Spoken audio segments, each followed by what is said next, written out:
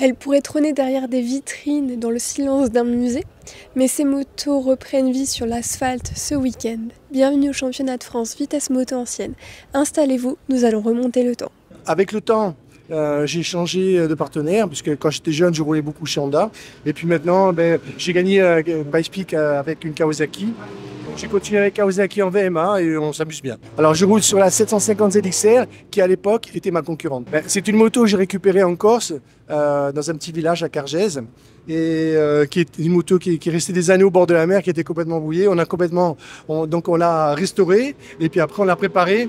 Et aujourd'hui, elle roule et on s'amuse bien. Voilà. Ça fait déjà quelques années que je viens m'amuser avec mon ami Christian Aquin, qui est mon ancien adversaire d'il y a 30 ans, et on s'amuse bien tous les deux. Voilà. Le championnat est très sympa. Voilà, ça permet de s'amuser avec les motos qui nous faisaient rêver il y a une trentaine d'années. Je m'appelle Robert Morlon, j'ai 73 ans. Donc je pourrais être le doyen de la catégorie post-classique. Je fais de la course depuis 1971. Avec cette moto, on a fait beaucoup d'endurance. En fait, je l'ai construite uniquement pour l'endurance. D'accord. Et depuis 5 ans, je fais que quelques courses de vitesse. En fait. Alors c'est une BMW de 1980, une 1000, mais c'est un moteur de 1070 en fait. Okay.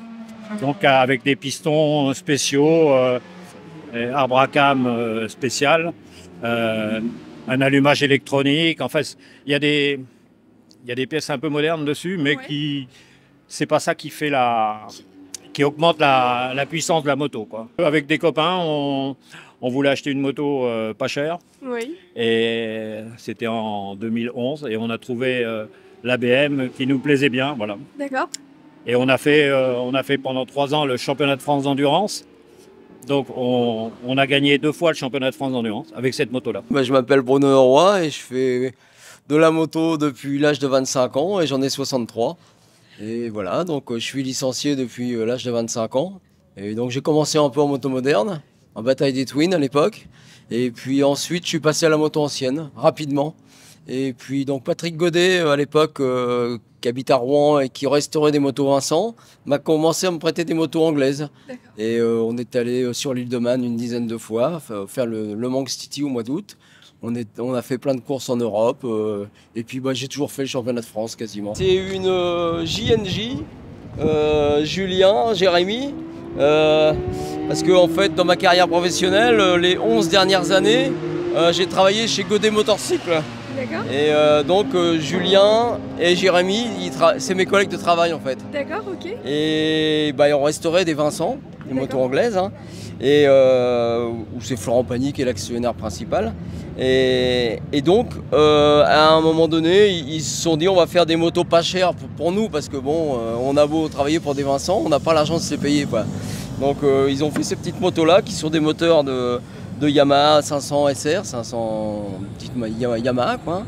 Et puis avec un châssis quand même, parce que comme chez Godet on faisait des châssis Egli, des répliques, hein, acceptés par Fritz Egli. Et donc Julien il s'est inspiré du châssis Fritz Egli pour mettre un moteur de 500 Yamaha dedans, quoi.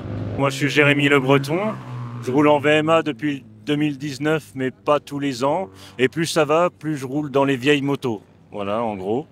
Et ça c'est une moto particulière qu'on a fait sur une base de moteur 500 XT avec un cadre type Egli,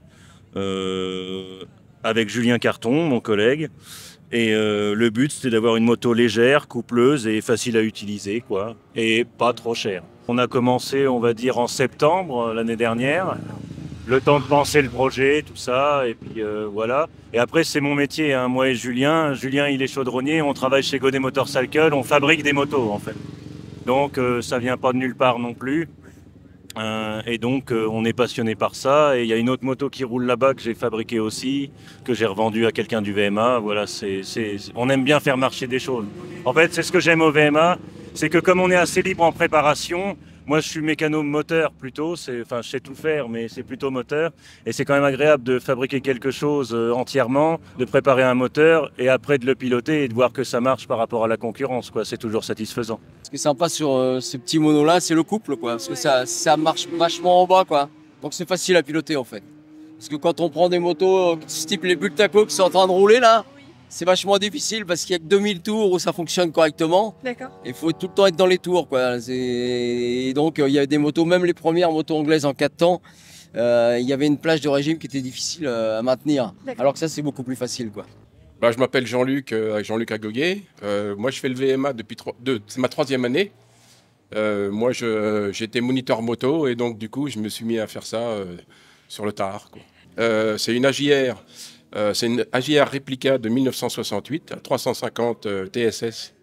Et donc, du coup, la société a arrêté. Ça a été repris par Blumac, une société espagnole. D'accord. Qui reproduit à l'identique ces motos de Bultaco AJR 350 TSS. Moi, je préfère les motos anciennes pour plein de raisons. Déjà, la mécanique et puis la symbolique et l'histoire.